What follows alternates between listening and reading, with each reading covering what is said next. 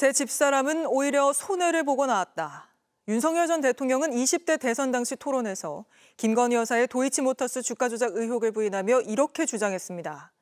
그런데 JTBC가 김건희 특검이 윤 전 대통령 부부에게 보낸 출석 요구서 내용을 단독 취재해보니 특검은 대선 토론 때 이 발언을 공직선거법 위반 혐의로 조사할 걸로 확인됐습니다.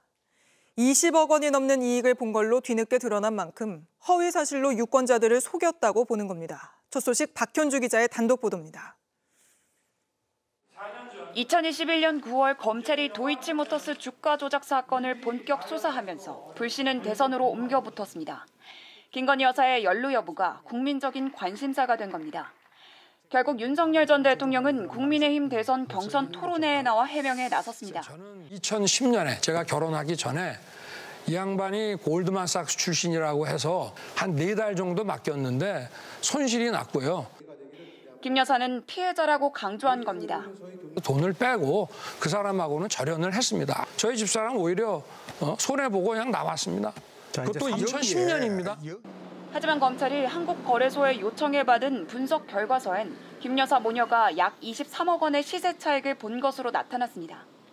JTBC 취재 결과 김건희 특검은 윤 전 대통령의 출석 요구서에 대선 경선 때 허위사실 공표 혐의를 조사하겠다는 내용을 적은 것으로 파악됐습니다.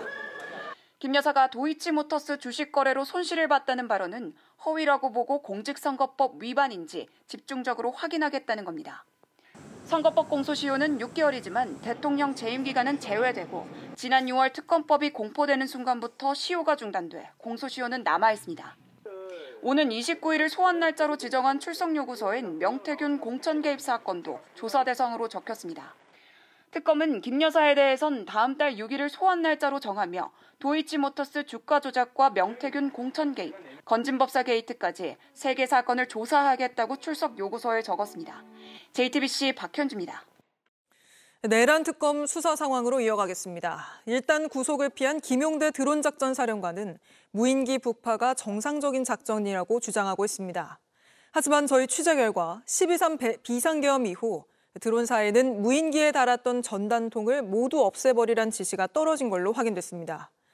위법한 작전의 증거를 없애려 했다는 지적이 나옵니다. 먼저 김한수 기자의 단독 보도입니다. 지난해 10월과 11월 수차례 북한에 대북 전단을 실은 무인기를 보낸 드론작전 사령부 백령도 부대. 12.3 비상계엄 사태 일주일 뒤인 12월 10일 오전 새로운 지시 하나가 하달됩니다. 국회 국방위원회 소속 김병주 더불어민주당 의원이 확보한 복수의 부대원들의 증언에 따르면 부대 A 중령이 B 소령에게 무인기에 장착한 전단통 등을 없애라고 했다는 겁니다. 김용현 당시 국방장관의 지시로 북한을 도발해 계엄의 명분을 만들기 위해 무인기를 침투시켰다는 의혹이 일던 때였습니다. 지시를 받은 부대원들은 중장비를 동원해 전단통 파쇄를 시도했지만 말랑말랑한 재질이라 잘 부서지지 않아 결국 수작업을 했다는 주장입니다. 12월 13일에서 16일경에 실제 그것을 망치나 여러 가지를 이용을 해서 완전히 제거를 해서 버렸다. 남아있던 대북 전단은 전단을 만들어준 국군 심리전단에 반납하라는 지시도 떨어졌습니다. 부대원들은 애초 2만 장쯤 받았고 무인기 한 대에 약 600장씩 대략 5,000장을 쓰고 남은 걸 돌려줬다고 기억했습니다. 이 같은 전단통 제거, 전단 반납 지시는 앞서 드러난 무인기 GPS 기록 덮어 씌우기와 마찬가지로 불법적인 작전의 흔적을 지우기 위한 것이란 지적입니다. 내란 특검에서는 이러한 증거인멸 정황들이 제보가 됐으니까 이런 것들을 철저히 수사로서 밝혀야 한다고 생각합니다. JTBC 김한수입니다. 최상병 특검 수사 상황도 알아보겠습니다. 이종섭 전 국방부 장관이 1년 2개월 만에 02-800-7070은 윤석열 전 대통령이었다고 입을 연 데 이어 오늘은 김계환 전 해병대 사령관이 구속영장 심사에서 VIP 경로서를 전달받았다고 처음으로 인정했습니다. 김필중 기자입니다. 오늘 법원에서 구속영장 실질심사를 받은 김계환 전 해병대 사령관이 윤석열 전 대통령이 화를 낸 걸 들은 적이 있다고 했습니다. 화가 났다는 얘기를 들은 부분에서 인정을 했습니다. 하지만 그게 대통령으로부터 직접 들은 것도 아니고 장관으로부터 직접 들은 것도 아니고 누군가 이렇게 확신을 알 수 없는 그런 소문을 통해서 들은 것이기 때문에. 이른바 VIP 경로설에 대해 약 2년 만에 처음으로 인정한 겁니다. 김 전 사령관은 불과 5일 전 특검에 출석해서는 대통령 경로설을 들은 적이 있냐는 질문에 대해 기억이 나지 않는다고 진술한 걸로 JTBC 취재 결과 파악됐습니다. 특히 김 전 사령관이 부하 직원과 경로설을 대비하는 듯한 대화를 듣고서도 입장을 바꾸지 않았습니다. 그런데 5일 만에 기억이 난다고 말을 바꾼 겁니다. 회의 참석자들의 증언으로 VIP 경로의 실체가 확인된 상황에서 더 이상 부인하기 어렵다고 판단한 걸로 보입니다. 다만 박정훈 대령에게 VIP 경로 사실을 전달했는지에 대해선 실질 심사에서 언급되지 않았다고 주장했습니다. 사령관이 그걸 들었다고 했기 때문에 아마 박 대령한테도 그런 부분 얘기를 했지 않을까 생각이 드는데 하여튼 그거는 제가 확답은 드릴 수는 없습니다. 김 전 사령관은 그동안 박정훈 대령에게 VIP 경로를 언급한 적이 없다고 부인해왔습니다. 그날 박정훈 대령한테 VIP 경로설 얘기한 적 있으시죠? 없습니다. VIP 경로에 대해서 박정훈 대령에게 말한 사실이 없다고요? 네.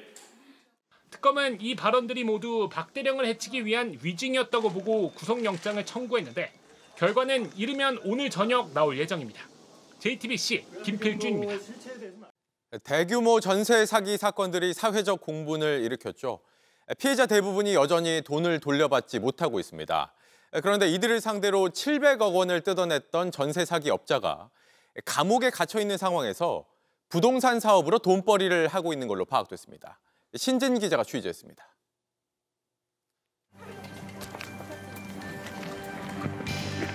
피해자분들한테 하실 말씀 없으십니까? 우리 보증금 어떻게 하려고? 지금 피해자들에게 한 말씀 부탁을 합니다.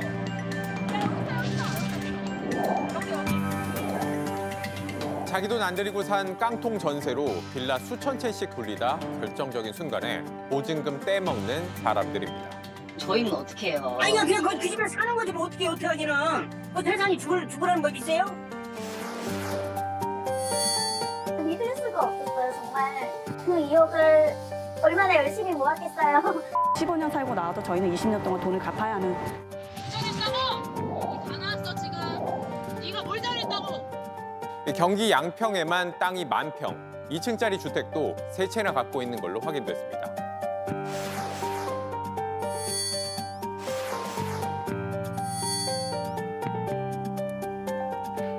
지난 2023년 이 남자는 수원 왕 회장이라 불렸습니다. 전세 사기범 정모 씨와 일가족입니다. 피해자 500명에게 760억 원을 돌려주지 않았고 지난달 15년형을 받았습니다. 피해자 입장에서는 무기징역을 때려도 시원치 않은 그런 상황이죠. 이런 정 씨 숨은 재산이 많았습니다. 경기 양평에만 시가 150억 원에 이르는 8,800평의 땅이 있습니다. 둘이 사더라고. 왜냐면 가지고 쌀을 사더라고. 해서 이렇게 할. 하지만 돈은 갚지 않았고 오히려 이 땅으로 새로운 사업을 시작했습니다. 추적해봤습니다. 한때 정 씨가 소유했던 7층 건물 꼭대기엔 부동산 회사 사무실이 들어섰습니다. 그 사람들은 서로 지인 관계고 건물 관리를 그 얘기를 해가지고 위임을 해줘가지고 구치소에 있는 정 씨가 직접 지장을 찍어 업무를 위임했다는 겁니다. 사무실 안에는 광고판이 늘어섰습니다. 대규모 전원주택 단지를 만들고 테마파크를 열겠다며 조감도를 붙여놨습니다. 바로 정 씨의 8,800평 양평 땅입니다. 분양하고 있는 땅에 와봤습니다. 한때 정 씨가 사들인 곳인데요. 이 계곡을 지나서 이렇게 간간히 전원주택이 있는 산길을 걸어 올라오면 이 저편에 개발되지 않은 대지가 보입니다. 팔아서 피해자들에게 돌려준다더니 오히려 돈벌이를 하고 있는 겁니다. 계실까요? 그런데 이 사업도 문제가 있습니다. 땅 대부분이 경매를 앞두고 있거나 가압류된 상태입니다. 또 다른 피해자가 나올 수 있는 겁니다. 경매가 진행되고 있다. 이것은 딜라왕 전세 사기 이걸 떠나서 이 자체만 가지고도 커다란 문제가 돼요. 취재가 시작되자 이 업체는 온라인에서 분양 관련 내용을 모두 삭제했습니다. JTBC 신진입니다. 폭우의 상처가 남은 상황에서 이젠 폭염이 많은 사람들을 괴롭히고 있습니다. 이런 날씨에 유독 더 괴로운 게 폐지를 줍는 노인들입니다. 폐지들은 물에 젖어버렸고 더위는 혹독한 수준인데 이들의 하루를 밀착 카메라 이은진 기자가 취재했습니다. 이른 새벽 부지런히 일어나 나갈 채비를 하는 80살 이복순 할머니. 하루에 6시간씩 거리를 다니며 폐지를 주워 생계에 보태고 있습니다. 이날은 비 예보가 있어 더 서둘러야 합니다. 젖은 거 가져가면 안 된다잖아. 젖은 거는. 폐지가 젖으면 상품 가치가 반으로 떨어져 벌이가 줄기 때문입니다. 서둘러 박스를 찾아 테이프를 뜯고 잘 펴서 담습니다. 폭염 속 3시간을 내리걸어 수레를 거의 다 채웠는데 갑자기 떨어지는 비. 박스가 젖으면은 흰일이니까 안개가 젖으면. 길은 미끄럽고 폐지가 물을 먹어 둘이 끌어도 너무 무겁습니다. 그러니까 힘들어 우리가 뻘게. 아이고 거기서 여기가 어디라고. 겨우 고물상에 도착해서야 얼음물로 목을 축입니다. 무게를 재니 할머니 몸무게를 훌쩍 넘는 61kg. 여기에 리어카 무게, 또 물무게까지 감안해 이것저것 빼면 받을 수 있는 돈은 2,000원 남짓으로 보였습니다. 할머니는 내가 그냥 감량을 안 하고 그냥 드릴게요. 자, 3,290원이에요. 업체에서 후하게 쳐준 덕분에 3,290원을 소중히 지고 돌아갑니다. 비가 본격적으로 쏟아지기 시작하면 어르신들은 더 서두릅니다. 다 젖은 종이 위에 비닐을 덮는 이 어르신. 말려야 돼. 이제 햇빛 나면 다 꺼내갖고. 젖은 것도 일단 주워놓아야 한 푼이라도 더 벌 수 있습니다. 젖은 걸 정성스럽게 말려서까지 폐지를 모으는 이유는 생계 때문입니다. 핸드폰 값 나가고 뭐 전기세 뭐 있어요. 아들이 이러고 하면 힘들어 죽으려고. 남의 집에 살면서 그래 젊으면 월세를 어떻게 살겠어. 이런 폐지 수집 어르신 전국에만 14,000여 명입니다. 빗길에 미끄러질까 더위에 쓰러질까도 걱정인데 이들의 안전을 보장할 수단은 부족합니다. 서울시는 이들에게 안전보험금을 지원하고 있지만 예방이 아닌 사고 발생 후 지급하는 보상책입니다. 사망의 경우에는 한 1,000만 원 부상진단 받았을 때는 500만 원 정도. 심박수와 체온이 측정되는 스마트워치나 사고 방지용 야광조끼를 주는 지자체도 있지만 일회성인데다 지역 간 편차도 큽니다. 사실상 맨몸으로 여름을 나야 하는 겁니다. 바닥에 달라붙은 종이 한 장조차도 그냥 지나칠 수 없다는 폐지 수집 어르신들. 무더위도 폭우도 거리비 어르신들에게 위험한 건 마찬가지입니다. 폐지 수집보다 조금 더 안전하고 조금이라도 더 벌 수 있는 어르신 복지 대책이 필요합니다. 밀착 카메라 이은진입니다. JTBC 뉴스를 시청해 주셔서 고맙습니다. 저희는 저녁 6시 30분 뉴스룸에서 뵙겠습니다.